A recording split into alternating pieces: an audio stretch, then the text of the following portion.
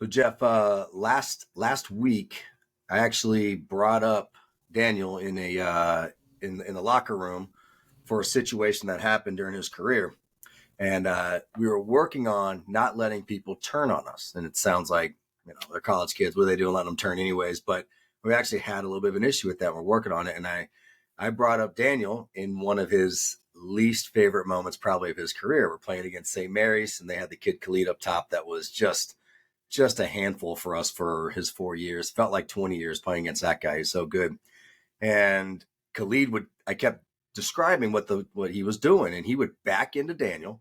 And Daniel was a strong, aggressive type of player. Like that's how he liked to play. And well, Khalid kind of used that against him, and he kind of wrapped around a little bit and then spun. Because he wrapped around, Daniel like was stuck to him and almost looked like he was holding him. And then the kid went down. Boom, yellow card.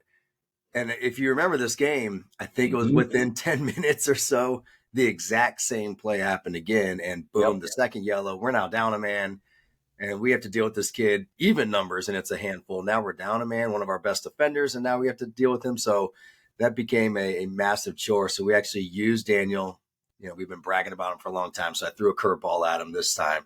And next time I see Daniel, I actually saw him at Costco the other day. I should have said, "Hey, I was just talking about you. Remember that red card that you got?"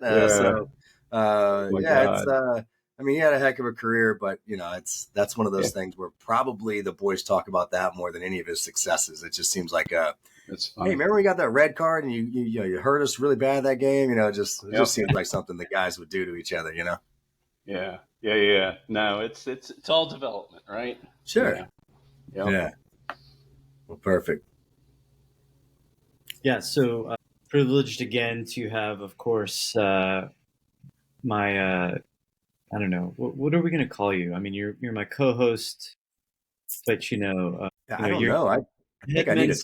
Coach at Christopher Newport University, but you're also, more importantly, my stalwart co-host here. And my other job is the head coach at CNU. This is my full-time attention. Right. Yeah. And so, I don't know, like a month ago, we had on Daniel Hulett of the Hulett brothers, and went really well. And I got connected to his dad, Jeff, who is joining us today, who, among other things, fathered the trick shot guys, the Hulett brothers, to a huge success, which is probably, is that your proudest parent moment? Is them throwing ping pong balls in the red Solo cups in your basement during COVID? Oh, yeah, right. That's a great question. I have an answer for that, but no, when they first started doing that, I was like any parent, like skepticism was just went right up there. So, but there was, what the weird thing is, it was at the beginning of the pandemic, so the world was weird, right? It's always, you got to take yourself back to the uncertainty and what the feeling of that time. And it's so hard to get there because we're not there today. But, just the fact that they were together as brothers doing something that, didn't involve TV or video games or other, things. And they were having fun and laughing. Right. So we were like, oh, this is great. And they were in our basement. So that, they were occupying. So, right. With all those things, it was like, okay, this isn't so bad. Yeah. Talk a little bit about, and geez, please chime in whenever you're ready. But, talk a little bit about. What's that? I'm ready. You go ahead. I've got follow-ups ready for you. This is the co-host job here. Yeah. But make me the co-host here. So, especially where talk about going through the recruiting process, what you can remember. It's been 5 or 6 years ago at this point, but what you recall and what you as a family went through, what Daniel went through, and right, how you ended up at seeing. Well, yeah, all good questions. But first, let me, if I could just take a little diversion. There's something I've been thinking about. I wanted to say. So, Justin, you and I met 6-7 years ago, maybe. When Daniel was a junior or a senior. in the recruiting process. And before I get to what I was thinking back then, I just wanted to say to you, Justin, I can't imagine a better outcome and a better, like, where Daniel is today in terms of making his choices to go to CNU and sort of the whole CNU program, both academics, the soccer program, the men's soccer program. I mean, I'll be honest with you, CNU was not on my radar screen. I mean, for lack of a better word, but that's the truth. 6-7 years ago, our other three kids went to James Madison, but anyway, it worked out great. He started with Steve Shaw. You've taken over for Steve. You've done an amazing job. The academics of the school are amazing. So anyway, just want to put that out there as really, really special, and so glad it worked out.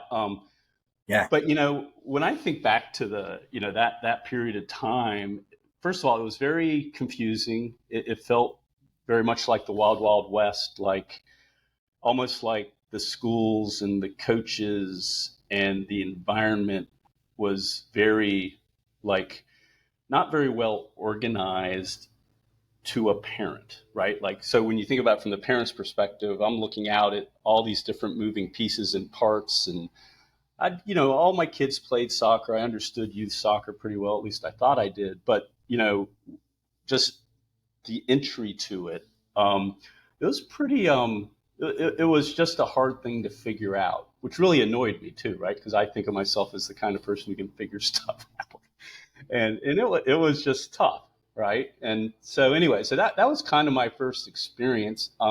We weren't completely sold on Daniel playing college soccer. Like, we weren't one of those families or people that were like, it's college soccer or nothing or something. It was very much, it's part of the puzzle, right? Let's figure this out.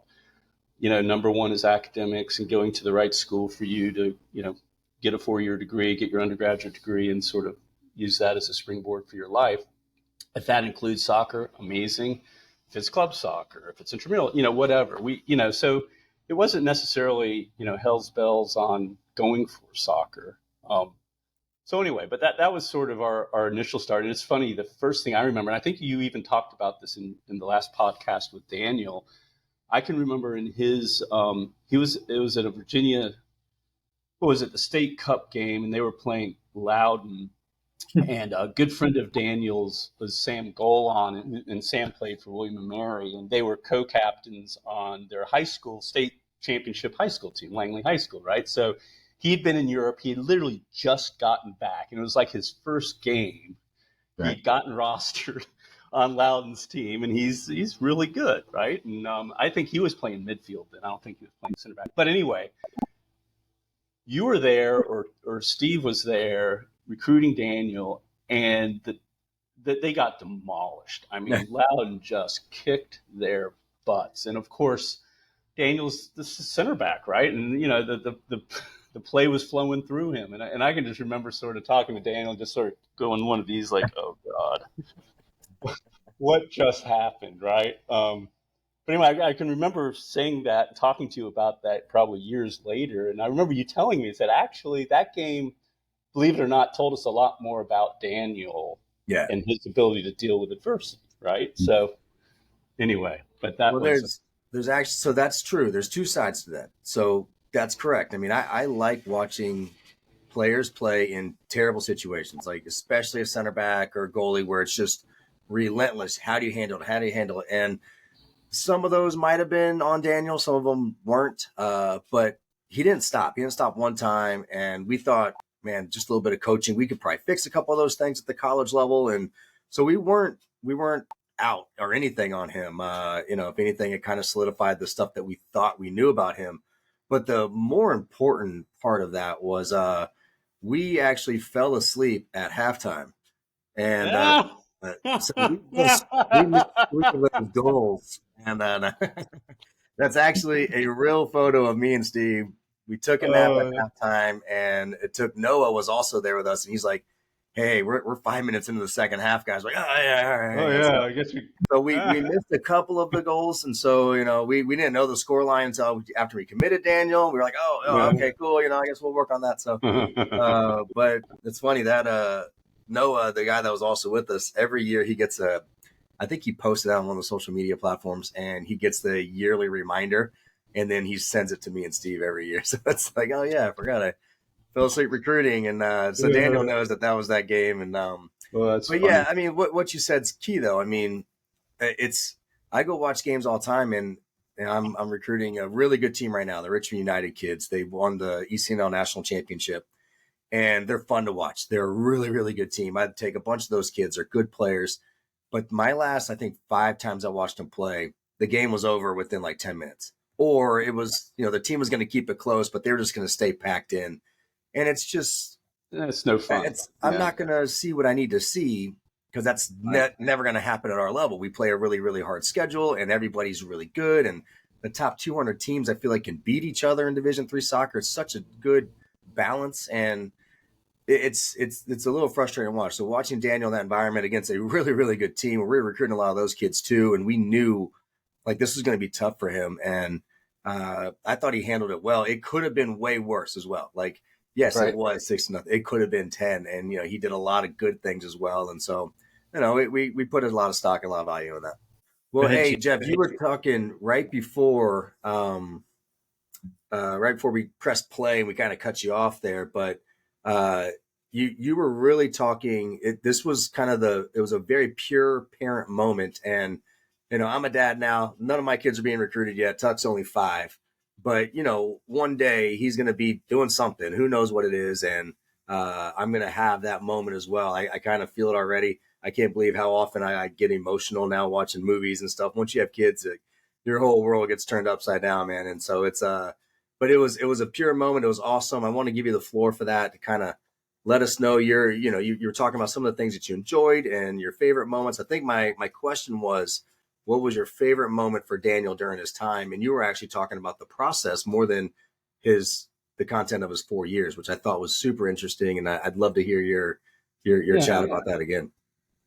Well, one of the things, so we had an interesting process for us in our home and how we managed the college process, right? And so first and foremost, we're Virginia State residents, and the state of Virginia arguably has the best college system in the United States, public, right? Mm-hmm. Everything from UVA to Tech to JMU to CNU to Mary Wash to Norfolk State. I mean, it's just an amazing set of schools. So our thing to our kids was always, hey, we're going to pick up the tab for 4 years of college, but it's 4 years and it's Virginia State tuition, right? Which gives you that good 40% discount or whatever. So so Daniel went into that knowing that, right? And so at some level, he was either looking for scholarships or he was looking to play for a school in the state of Virginia, right? That sort of had that built in. So that was sort of the starting point. And that added like a layer of complexity to the recruiting process, right? It made it,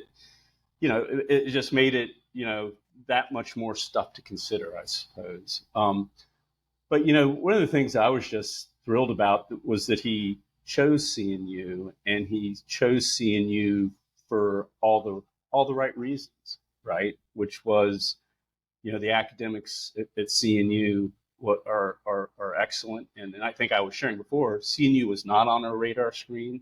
And then once we started digging into it, it's like, oh my gosh, this is a special school, and it's strange that it's not more well known. And perhaps it is today, but when we were going through it, just wasn't on a radar screen for whatever reason.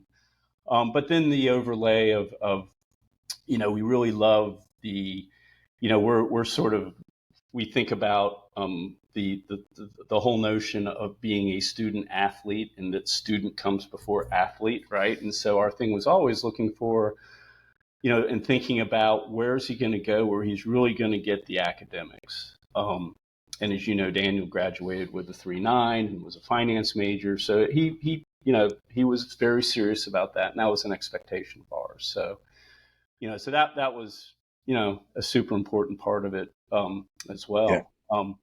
But my story was, when the thing I remember so well, which is kind of related to what you asked, Justin, which was we're in that he's in his the fifth season, right? Pandemic impacted, so he got an extra year of eligibility, and they're in the NCAA's, and they're having a really good season, right? Their two center backs were the fifth year holdovers, and Mhm. you guys had a great offense. You had a super stout defense like you usually do, and we were at Washington and Lee, Sweet 16, and what they never tell you is, just like this, the athletes, just like the coaches, everybody's planning for success. What do we do to succeed? How do we move forward? The parents are the same way. We're sort of all in that together, right? And I can just remember getting to that into that game, and I remember when that kid cleared, the Washington League player cleared that ball off the line, which I could have sworn went over the line. I don't know. The whole thing was just bizarre, but Yeah. nobody ever prepares you for the end.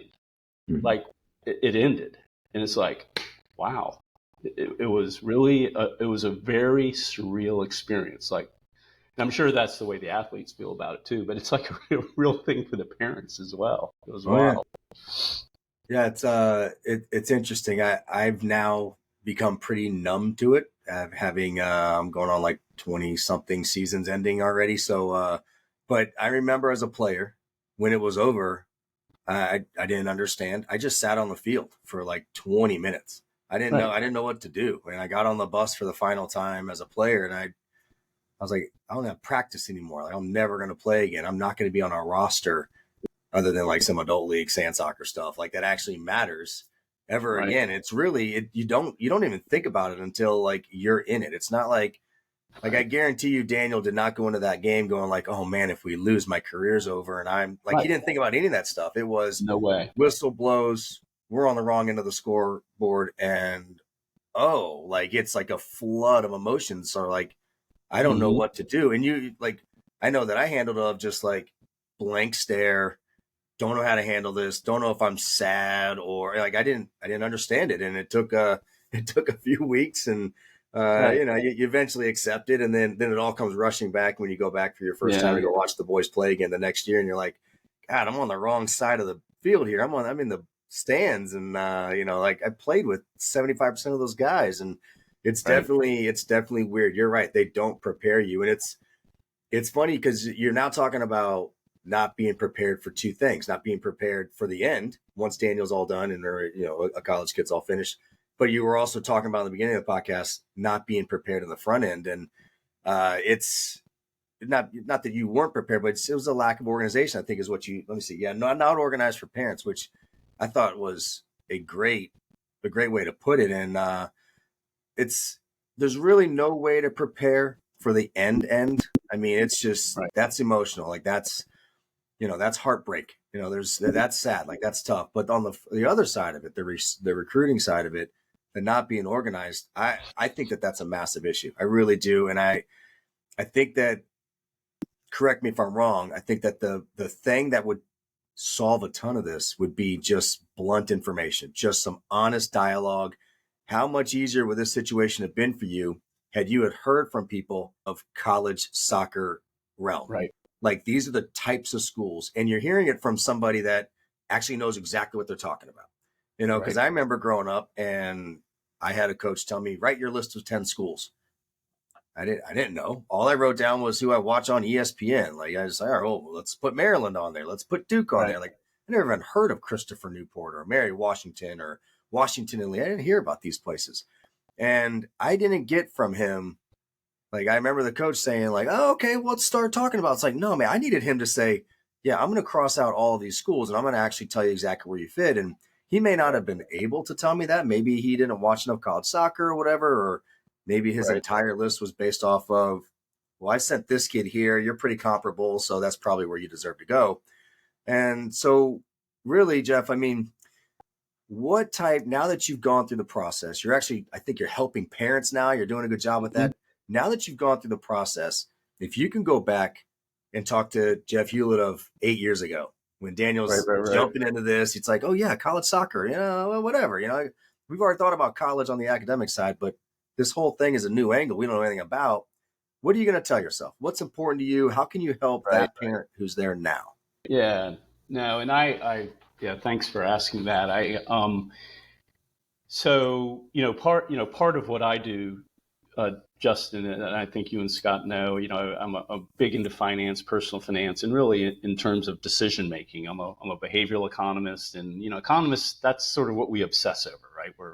We think about trade-offs, incentives, but ultimately it's all about making decisions, right? And so I work for a company called Definitive, and what we do is we make choice architecture, which basically helps people make complex decisions. And when I say complex decisions, those are multi-criteria, like here's all the things that are important to me about soccer, right? Whether it be academics, distance from home, the program, the coach, the color, the kind of food that's there. I mean, everybody's different, and that's what's important about it, is that everybody's different. But we provide this choice architecture, which is basically the process to help people start with really weighing what's important to you about college, and also recognizing that when you're a sophomore or junior, and even if you're the parent of a sophomore or junior, what you think is important today is going to evolve as you learn more. So it's not just a decision process that sort of says set it and forget it. It's something that evolves with you, right? And Right. so that's what I do now, and one of the things that we do is we have an app called College Choice, and it's built around really the science of how people naturally make decisions, and then applying it in this case, to college, even into sports, including sports in that process. So, I went through kind of a very rudimentary part of that, right? And it kind of helped to focus me in on how to really think about it. And we've created this set of products to help people with that process. But one of my big takeaways, honestly, is there seems to be some really weird misinformation about, and it's almost like a marketing thing, about Division 1 whatever, Division 1 soccer, Division 1 whatever, and it's hooey. It's like, I mean, you could take CNU, and if they could play, probably maybe not the top 25, but probably certainly the mid-tier D1 schools, they would for sure give them a good game and probably win more than they'd lose, right? So the whole notion that D1 is better than D3, especially in the non-revenue sports, it's just crap, right? It's just not true. Why students, especially these high school kids, get all wrapped around that notion is, I don't know. It's Right. I don't get it, right? But nobody really tells you that up front. So today Jeff would tell the then Jeff, even more. I was suspicious of it back then. It would be even more solidly what division a college is in doesn't really matter. Yeah, they get 9.5 or 9.9 scholarships versus D3 doesn't get any scholarships. But that's such a small part, really, of the big picture, in my view, at least. Yeah, it's interesting. You talk about the marketing thing, and I give, when I talk to large groups, usually it's an ID camp of some sort. I talk to large groups of kids. I bring up and I kind of have to as a D3 coach, but you bring up, I follow a few things, and it'll show when a kid commits to a school. It's funny how often, if it's a Division 1 school, they don't say the school first. They don't really say anything first other than Scott Cooper committed to, and the first thing it says is Division 1 UVA, Division 1 Duke, Division 1 Georgetown. Sorry, Wow. Scott went to Virginia Tech, Division 1 Virginia Tech. And it's funny because I look at that as a sports guy and I go, yeah, who doesn't know these schools are Division 1 for starters? Right. And the other Right. thing is, why is that the most important thing?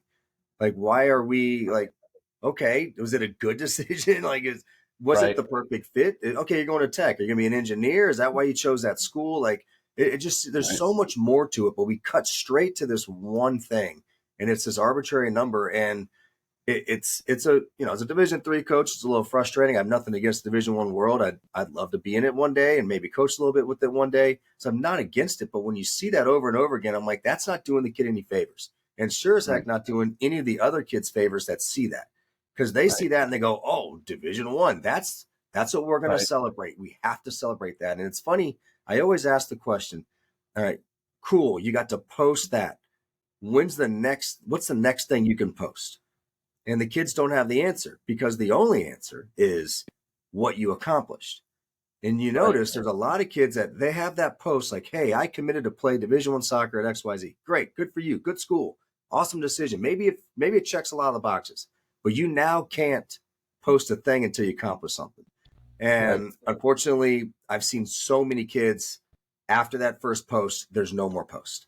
There's no more post, or it's the wrong post. It's like, I'm now doing something else, or they have to change their bio or whatever it is. And, I feel bad for those kids, and I feel bad overall. And, you talk about the marketing, and I've actually asked some club directors this. And I mean, why would they go to a club?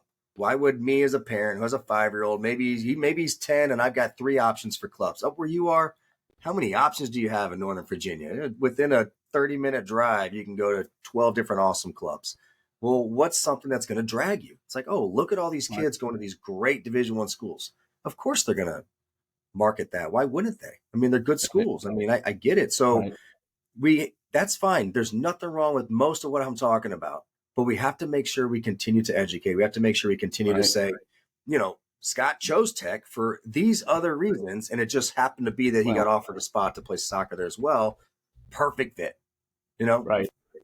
Well, what part of the problem too is, Justin, I think, and what made me think of when you were describing that is we focus on, today, I got into Division I Tech or whatever.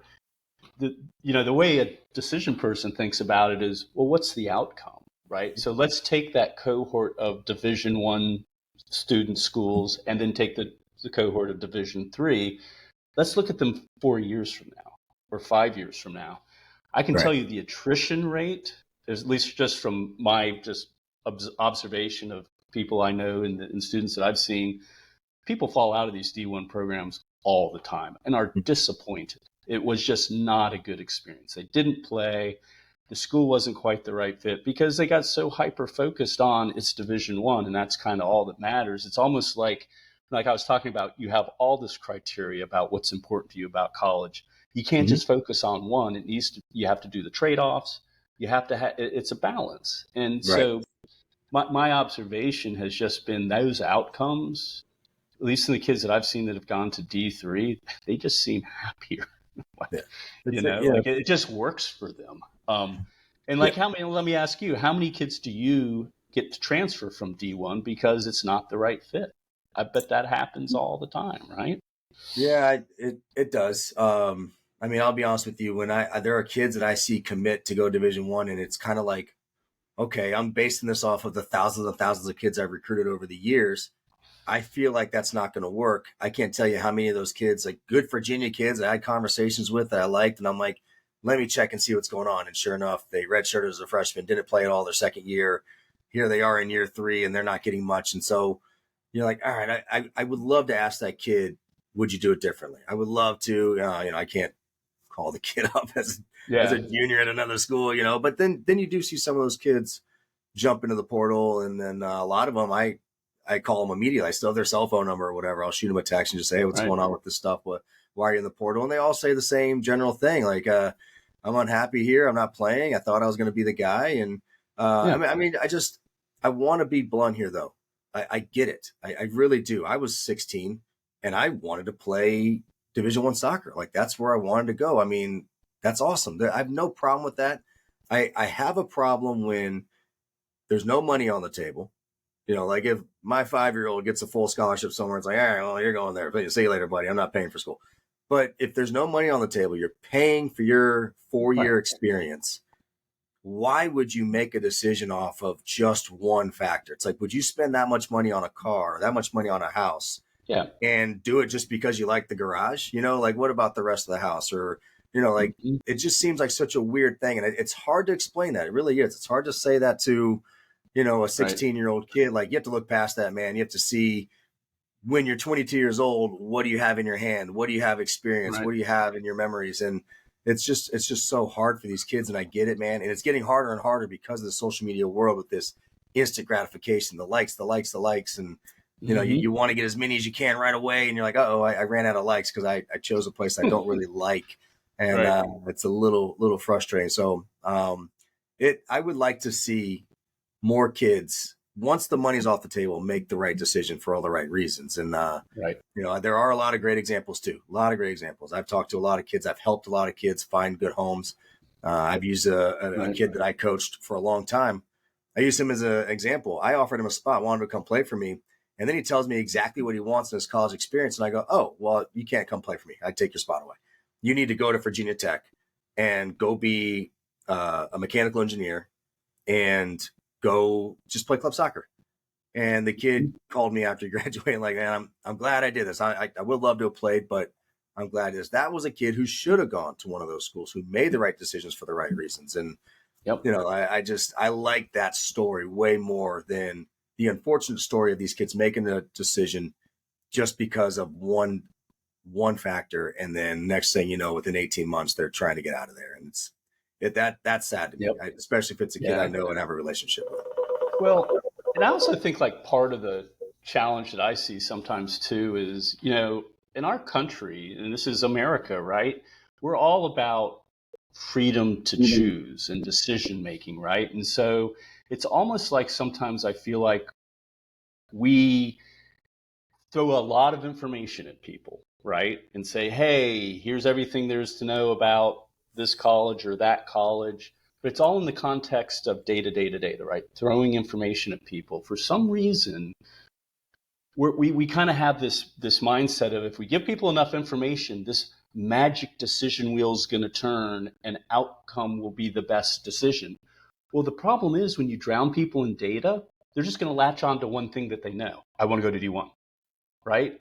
Because we don't provide the decision process to really help them. And by the way, a good decision process is not guiding the decision in any other way that it's your decision. It's just structuring the decision. So, you know, that's really our mission and what we're trying to do. We're working with local soccer clubs and high schools to really put this technology not just into kids that are trying to get into college for, you know, to play soccer or for sports recruiting, but just general, right? For you know, your everyday kids, because let's face it, college has gone from being like you know, when, you know, I'm in my 50s, so what I paid for college is a whole lot less than what kids are paying for college today. It's become a high risk, high return sort of decision.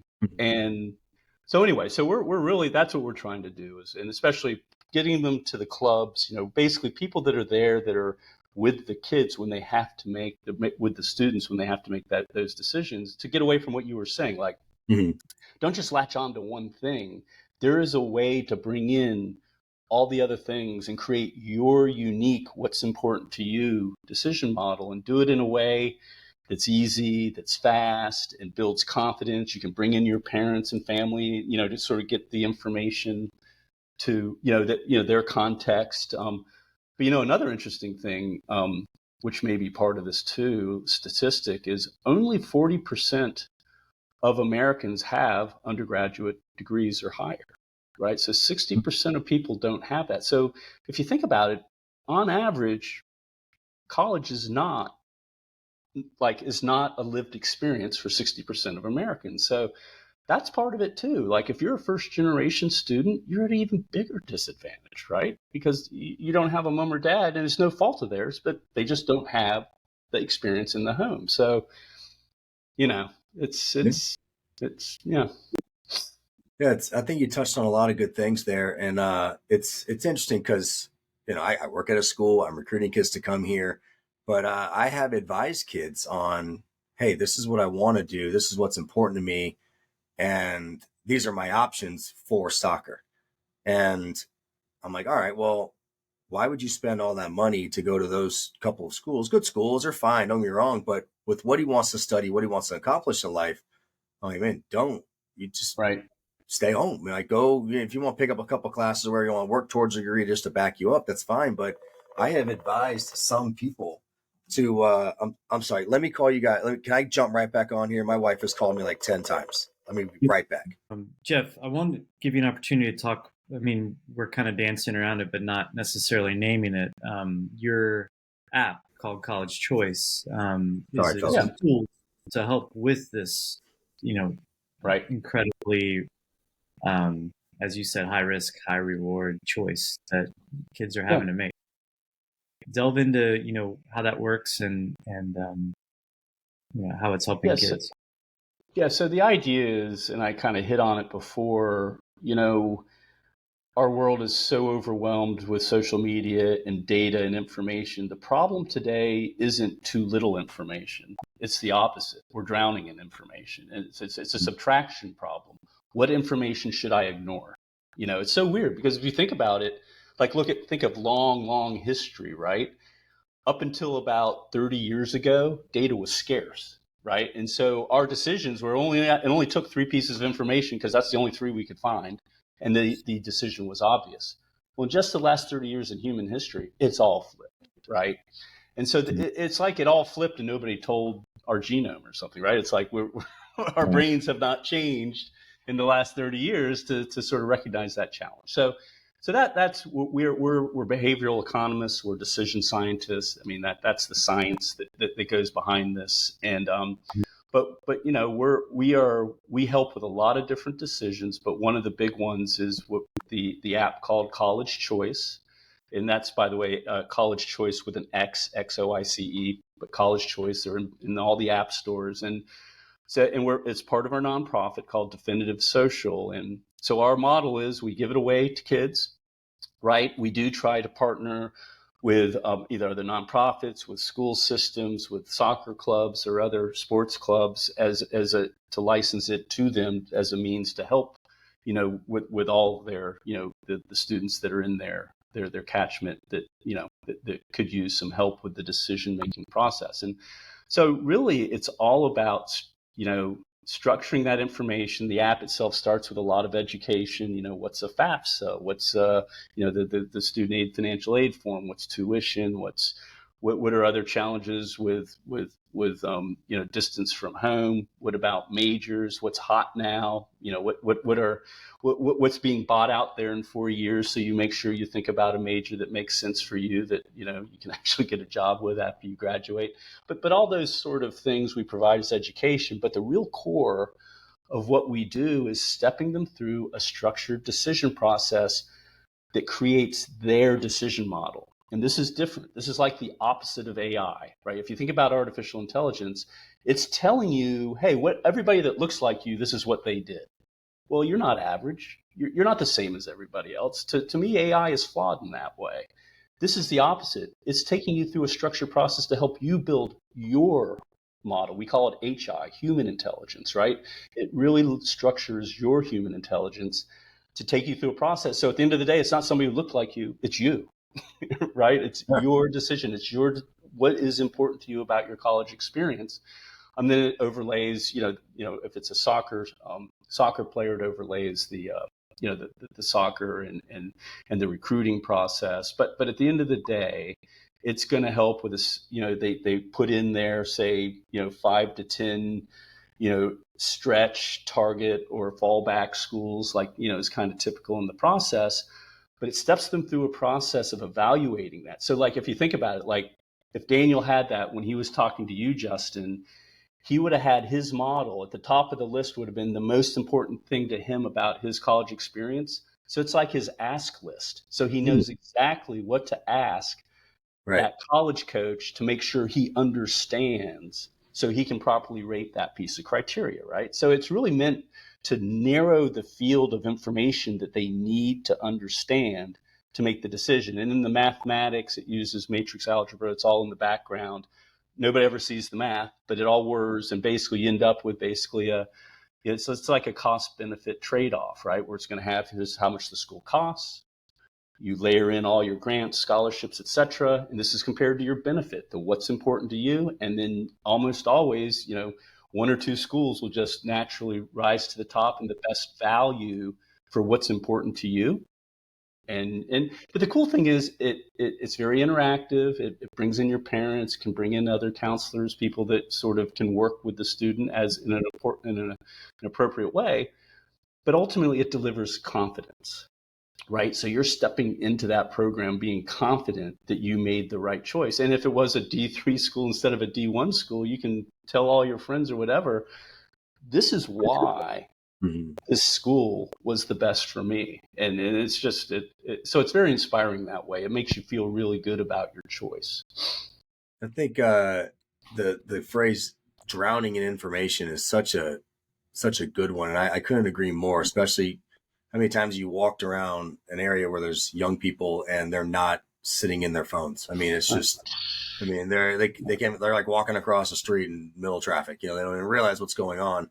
And I compare it to a couple things. I like to compare it to the Cheesecake Factory. You ever gone to eat there? How big is that menu? Get a book. Yeah. How can you make a decision? You're like, oh, that also looks good. That also looks good. And or like Netflix, you turn on Netflix, like, all right, what do you want to watch? There's 4,000 options here. And next thing you know, you're 30 minutes in and you've liked a bunch of things, but you're like, maybe there's something a little bit better, And so I love the idea because it helps people find out what's truly important to them inside. And a lot of that is, guided questioning, I'm sure. And that's exactly what I do when I bring in a kid. If it's someone I know, it's a local kid, or even someone I'm recruiting that's early in the process, there's a lot of guided questions. And by the end of it, the kid's like, oh, now I know exactly what I want in college, or at least I've narrowed down my 30 schools across the country to, oh, wait, I only want to be a couple hours from home. And these are my top 5 or 6 criteria. And now I can go attack this thing and really be in a good place. It really focuses you, right? It's kind of nice in that way. Instead of feeling like here's 1,000 things I've got to worry about, it's no, here's the 3 things I need to worry about. Right. Well, part of this too is when you step back, and I'm a college professor at James Madison as well, and when I talk to my students, I'm teaching them personal finance and decision making in very much the same way we're just talking about with college decision making. But what I really share with them is, people think strangely about decisions in that they put them into very discrete buckets. Here's my college decision. Here's my car decision. Here's my house decision. Here's my wife decision or spouse decision. Here's, here's my decision about where I'm going to have my reception decision. And everybody thinks of those as completely separate things. Well, it turns out all those decisions have a common thread, a common decision theory that runs through them all. And the idea is what I'm really trying to teach my students, or even with the college decision process, is to teach the decision process. That's what they need to get down. So then you pick up that process that you say practiced with your college decision, and you just start applying it to all these important decisions of your life, and they become consistent and repeatable. And that's, you'll hear me say that. I say that to my students all the time: consistent and repeatable. It's not a unique thing. Yeah, buying a house is different than buying a car, is making a college decision in terms of some of the detailed inputs. But when you think about it as a decision process, they're actually identical. And that's what I'm really trying to teach, is getting people to think about, if I apply the same process over and over, I'm actually going to get really good at decision making regardless of the decision. Yeah, that's massive. I mean, we talk about stuff all the time with the boys. And they don't understand, like, of course, when the whistle blows, we're just trying to win a game. Coach Shaw used to say it all the time. It's like a chessboard. I'm just moving stuff around just to try to win the game. Everything else doesn't matter to me. As soon as the whistle blows again, I'm now just, the uncle, the big brother, whatever you need me to be, your friend, just someone that's a mentor. And what makes us the most proud, and you could see this when you see Daniel hanging out with Davis or the boys or whatever, what makes us the most proud is when it's all said and done and they're gone, they've left, when we're all together, when we see each other. We were just at Corey's wedding, a couple months ago, and we never talked about the soccer. It's like such a reminder, such a refreshing reminder when you're with all these kids, wildly successful career, had a lot of good times, and they're all together just a couple years after they left. And they're not even talking about the soccer. They're just with each other. They're talking about what they've got in the new job, or, like Corey was getting married and just moved. And so they're talking about that. And Daniel's got this fun thing going on with the trick shots, and it's a cool thing. It really is. And it's such a reminder that, all right, the soccer's there. Obviously, we want to win. It's important. We're all competitors, but what we're here for is we want you to leave. In our case, we want you to be a good man, so you could be a good husband, so you could be a good coworker, so you could be a good influence in your community, a good father. All of these other factors, which that all starts with your first ever biggest decision of your life, and that's where to go to school, or to go to school, or go get a job instead. And I love it. I really do. I think that there's a ton of value there, and I really think that most young people nowadays aren't even thinking about that stuff. I know, and that is the biggest challenge, honestly, Justin, is getting people to recognize that it's a challenge. And I think for some reason we put decision making into this bucket of it just happens if I drown it with enough information. And so we're really trying to recast, decision making as something you have control over, and there's a right way to do it. There's tools to help, there are people to help, right? But it's taking, everything. I always look at it is like when you start a new business or do anything that's new, just because I think it's great doesn't mean that everybody else does, right? And so part of it is like helping people to see, this can really help you, but you have to let it help you, kind of. Jeff, geez, you got something? I'm sorry. I do, but go ahead. I'll go after that. Well, you said something about, you've posted a lot of content about, raising athletes and, making choices and that sort of thing. And I wanted you to kind of delve into creating a personal choice architecture.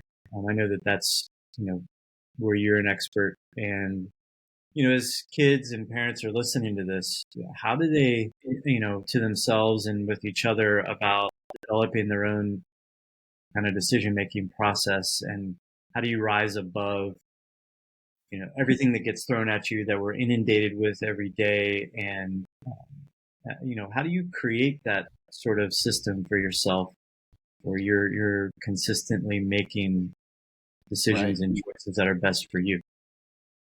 Yeah, it's a great, hugely big question you just asked, Scott. So let me start with this, like backing back, like stepping even back further. We talked about being drowned by information. Well, the challenge really is sometimes information is weaponized, right? I mean, especially in the political arena. I mean, what happened in 2021 after the election, right? I mean, it was shown that it was just a bunch of false information that drove people to have, Americans killing Americans. I mean, in my way of thinking, it starts with data curation, right? Like being very thoughtful about what information that you expose yourself to. So when you talk about a personal decision model, it's funny. Like when I look at my life, like I'll give you an example. My phone is off, meaning it's a toaster. It does not talk to me. There are no alerts. There's no nothing. I know the information that I'm interested in, and I will use my phone to access it. It's a one-way street. That's the kind of, like relationship I have with my phone, right? But that's, again, being thoughtful about everybody's trying to get your attention in terms of data. If you let yourself do that, it's a real problem. So, so little things like that, but being an active thinker about data curation. What information sources do you use? Are you paying for your information, right? If you're not paying for the product, you are the product is a really famous aphorism, I think. But there's a lot of truth to that, right? If you're getting it for free, you're not really getting it for free, is the truth, right? So I spend a lot of time, and I coach people on this, but really focusing on your information sources before you even think about making a decision, right? Set yourself up for success by being an active data curator, active information curator. So that is certainly part of the that personal model. And, that applies like to, to sort of make the leap to college decision making and soccer recruiting. To me, it's, that's what it's all about, right? Is being, learning from people about, if there are people out there that really can help you. And I think Justin mentioned this, they can watch you play soccer and can give you an objective sort of tell about this is basically where you fit in the, in sort of the you're very coachable, your skills are average. I don't know, whatever it is, but then you can say, and here are the kind of schools that you should be considering. I mean, that would be amazing, right? But yeah, it starts with that data curation piece, but then taking the step into we economists call it utility, right? Like, but being really thoughtful about what's important to you. And in order of operations matters, right? So it's like, don't start shopping for colleges until you know what's important to you about college, right? And now there might be a little bit of back and forth with that, right? Like, oh, for me to learn, I do need to actually look at a college so I can, sort of understand at least what it's all about. But at the end of the day, don't make any decisions about college until you've really decided what's important to you. You've built your personal decision model, your own, in economics, your utility model. And so that's a big part of it too. And that's why when we deliver our, that app and the different decision-making services, that comes first, right? The building your decision model always comes long before you step into the world of, well, which colleges do I want to consider? What cars do I want to look at, right? Does that answer your question, Scott? Yeah, definitely. Okay. And then that. some. I think it's important to think about, how you're going to make a decision. And you and I talked last week, and we're inundated. There's this abundance of choice, right? That we're faced with, and so abundance of choice and abundance of information that you have to kind of weave your way through and push certain things aside and stay focused on things. And it kind of dovetails into a lot of the content that Cheese and I have been a part of here on this podcast, and that's looking for a school that it's the cliched thing of, if you blew your knee out tomorrow, that you would still be happy at that campus. Right. And that's the most important way to make that decision, especially when sports is involved. That if it's taken away, then are you still going to want to be there? And I think just Scott, I have an even more so one of my former roles, I was a lead recruiting partner for KPMG, which is one of the big four accounting firms, and so we cycled and we hired so many super talented accounting, finance, sciences, sort of all these different groups. And I think about how we recruit. We could almost care less which college you came from. We came to the conclusion that all colleges have really talented kids. The trick isn't which college did you go to. The trick for us was always, recruiting, finding those kids, and then actively recruiting them, right? So we would go to big schools, little schools, public schools, private schools. I mean, so we were quite broad. But where I'm going to with this is, when a kid thinks about going to college, for employers, GPA is the signal, right? Employers, I don't want to say we're lazy, but when we're making decisions about who we're going to invite to the pool, we know that the GPA signal is a super strong signal. Kids with higher GPAs just tend to be more successful than the ones that don't. And it's not to say that there's nobody that didn't do great in college that wasn't successful in life. That happens all the time. That's not the point. But when we're focusing on our recruiting, that's the focus, right? So part of my message when I talk to high school kids too is, go to a college where you can get a good GPA, right? Don't go to that stretch school.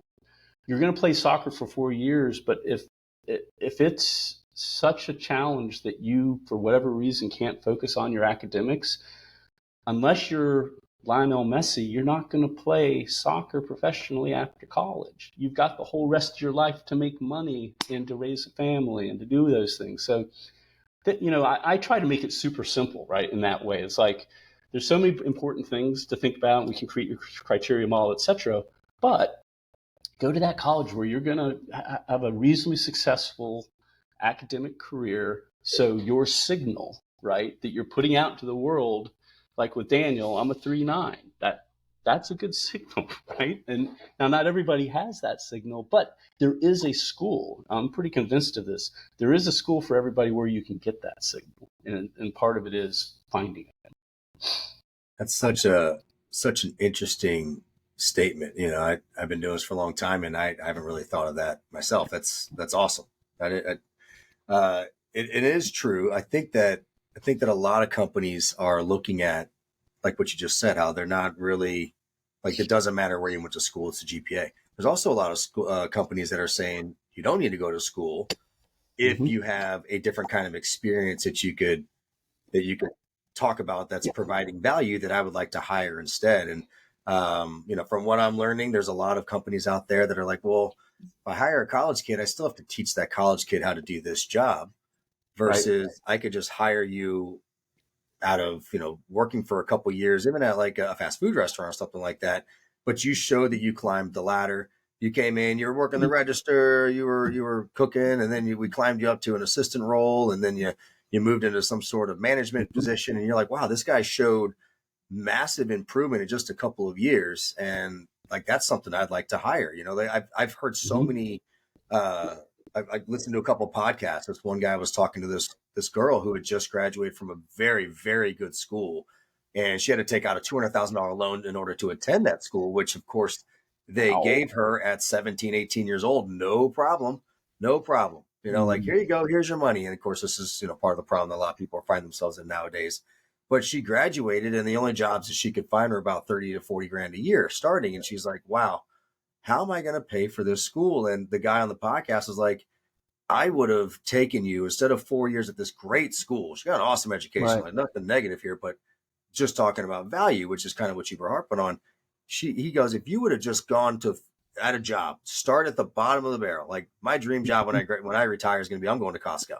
It's like, all right, well, I'll start returning carts and then climb to the greeter guy. And then maybe next time I'm working, the checkout registers where I'm in charge of, 6 registers. And he said, if you would have done that, you would have made money.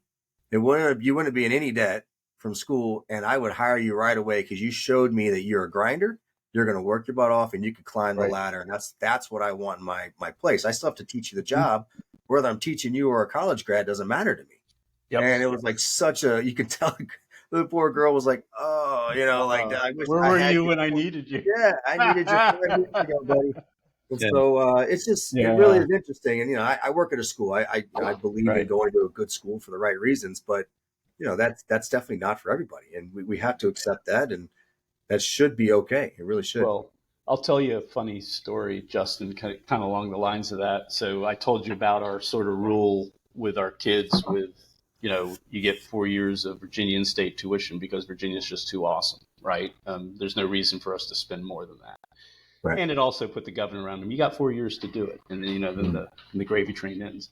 But, part of our message too was, hey, look, if you can find even cheaper ways to do this, and I'll give you an example, like the Virginia Community College system is amazing. Up here in Northern Virginia, we have Nova, you have J. Sarge in Richmond, CNU was one, right? At some point, I'm sure, was it John Tyler, the other ones, but you have this whole Blue Ridge out in the valley. But so you have this whole system of community college system that do two things. They're much less expensive, and they deliver virtually the exact same gen eds that any Virginia State College. I would argue if you're taking Psych 101 at UVA versus Psych 101 at J. Sargent Reynolds, the brain just doesn't change that much. They're all using the same material. Maybe the UVA professor's a little more entertaining. I don't know. But at the end of the day, you're just getting Psych 101 at a 90% discount, right? So why would you pay more for value? So one of the things that I told my kids, I said, look, here's the deal. If you go to a community college, I will write you a check in cash for half the money you saved me. And I can remember I said that to my wife. I said that to my kids. My wife thought I was crazy. My kids also thought I was crazy because none of them took me up on it. But it was heartfelt, right? Because I know that they're going to get the same information. I mean, it would have been at a community college instead of course, in the environment of like a CNU or JMU, that is different. But when you just purely think about the academics, there's no difference. And I'll tell you, one sort of add on to that story is, as a recruiter, right? Like when I was recruiting kids, the biggest challenge sometimes we had was we would take the same child or student, right? Say they're a junior, the same major, same GPA, right? So we're looking at kids 3.5 plus, their finance, accounting, whatever it is, and they look literally very, very similar. Well, it turns out the biggest thing that we struggle with at a firm like KPMG is the resilience signal. And we call it being the victims of the bulldozer or the helicopter parent, right? Which is, these kids look great, but they were concierged all the way through the process. So they look the same, but they don't have the resilience. So what I can tell you is the kid that has the story of, I went to 2 years at a community college. It was tough. I didn't have a lot of money. I had to pay for it on my own. I worked at Panera, whatever that story is, that's the resilience signal that is the differentiator. So as a result, we would absolutely take the community college kid, a little bit harder knock, demonstrated resilience, because, at a firm like KPMG, they're going to work 60, 80 plus hours a week. They got tough assignments. They've got very demanding clients, right? I mean, it's like the real world. We, as, employers, we can't be the ones that stop the concierge train, right? Like, it has to happen before they get to us. So they have to build that resilience, or they're just going to wash out. That's good stuff. Jeff, tell us about the book. Yeah, so I wrote this book, actually. I have it here, just coincidentally. It's called Making Choices, Making Money, Your Guide to Making Confident Financial Decisions. And so I'm a professor at JMU. I teach out of that, personal finance at James Madison. I use it for seminars. But really what it is, so we've integrated our apps in that. So when you buy the book, you also get access to these apps. And basically almost every chapter, like we have a chapter on buying a car. And so the chapter on that will have the app there. So it sort of steps you through the process of not just, you're more on the decision-making side of it, right? Where to gather the information, how to make the decision, but using that decision-making technology as a way to, again, subtract, right? Structure and subtract the information that's not interesting to me, but to help them make the decision. But we do it for a lot of different things. But, as a behavioral economist, the thing that I really obsess on, and we talk a lot in the book, is a lot of like the neurobiology, the neuroscience, and the behavioral psychology around how we make decisions and why we're in such a tough spot today with this information overload. And so, the science behind it is powerful. And that's the great thing. Behavioral economics has just really taken off in the last, 10 years, along with the knowledge of our brain, the neuroscience, neurobiology. We're making, leaps and bounds, information, knowledge about how our brain operates, how we make decisions. And so the book is really part one of the book is really building that understanding, right? To sort of really get folks to understand that there are certain decisions you're just not good at, and has more to do with our evolutionary biology than anything, right? So, here's the information. I'm selling you a little bit about that. It's okay. But then the rest of the book is really focused on, well, here's how we overcome that, right? But we use very specific personal finance things, like we do college decision making, car, buying your first home, retirement, 401k, kind of the more traditional personal financy things. But thanks for asking. I appreciate that. Yeah, it's been nice. It's hugely important information for all of us to have, no matter what our age, I guess, at this point. Wish I'd had it when I was, a lot younger, I suppose. But, geez, I have one more thing. You got anything else? No, I mean, to be honest with you, I think we can do another hour if we can schedule a different one. I mean, I have like a lot of follow ups, and Mhm. I definitely want to get you actually, Jeff, to come speak to the guys in the spring. We're doing Yes. a mentor Monday, and I think that a lot of this stuff would be just eye opening to them. So, Oh my God, Justin, yeah. you know I'll be there. So it's funny. Part of my job is I'm for Hulett Brothers. I'm their chief of staff, which basically means I do strategy and sort of risk management for them. I'm the guy you don't see, and you don't want to see Mhm. me jumping around the screen doing trick shots. So anyway, so as a result, I'm down there, and and they've got an office there in Yorktown, and they got their place across the street. So I'd Yeah. love to connect up, and yeah, I'm very passionate about it, and would absolutely love to give back to the program that's given so much to my family. It'd be perfect. And I expect you guys to record that, by the way, for our purpose. Yeah, So, of course. Jeff, at the very beginning, we were talking about the end of Daniel's career, and 2 nights from now will possibly be the end of my son's career. And I wanted you to just delve into the emotions that you felt, and if you were to, you know, like Cheese asked you before, talk to the Jeff from a couple of years ago, and Right. coach yourself through that process. There's going to be not just me, but there's people who will listen to this who are going to go through the same thing, and whether it's at the end of their college career or their high school career, then it's I anticipate it'll be a tough moment for us. Yeah. Well, I can. That last season, for us it was a little weird too, right? Because Daniel made the decision to stay for the fifth year, as Davis did as well, and their roommates, best friends, co-captains. Their whole story is a really neat story. But but the pandemic impact for them was tremendous, right? And just and I think in many ways, and I've said this before, that the the students that really figured it out and were flexible, were adaptable, they're our future leaders, right? Because they took a situation nobody knew anything about, and they figured out not just how to like deal with it, they actually made some success with it, right? In terms of like, I think like with Daniel, he started his business. He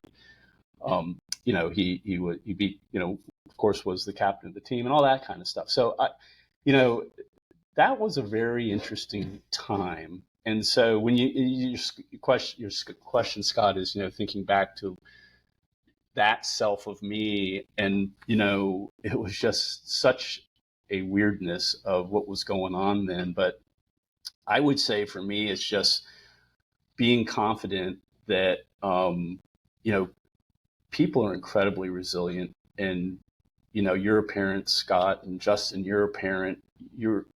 Be confident in the way you're raising your children to the point where you can just like let go and be confident knowing that you're releasing them to the world, and that while you're not exactly sure how it's going to turn out, you really, be confident in the knowledge that you raise them well, and that whatever it is, they will do well. So, for us, that meant, when we were there at Washington and Lee, and it was that strange moment of it was all over. And, for me, Daniel, while he's not our youngest, he was our last sports child, right? So for me, it was a rite of passage into like being a sports empty nester, right? Like I had no more games to go to. Right. So, Yeah. so part of that was just getting over that. And, I don't know, I don't want to sound crass or anything, but it was just sort of like, I feel good about being a parent, and I feel very blessed that I'm still married to my wife and she'll keep me around, and, just sort of went on with the next thing. It's I awesome. appreciate that, Jeff. Yep. Yeah, Cheese, you're right. There's a lot more to get into, and follow-ups to a lot of different things. So we'll definitely get this on the calendar again for sure. So Yeah, no, this has been a lot of fun. And I'm really, Scott, thank you so much for doing this, and Justin too, of course. And, I have gone through several of your podcasts. Your approach is, that's why I'm here. I really like what you're doing. And I think, it does feel like you're very focused, of course, on soccer recruiting and getting the message out to people. But to me, it's a little bit bigger than that. And I like that it's a little bit bigger than that. That's beautiful stuff. Hey, did you see my mug?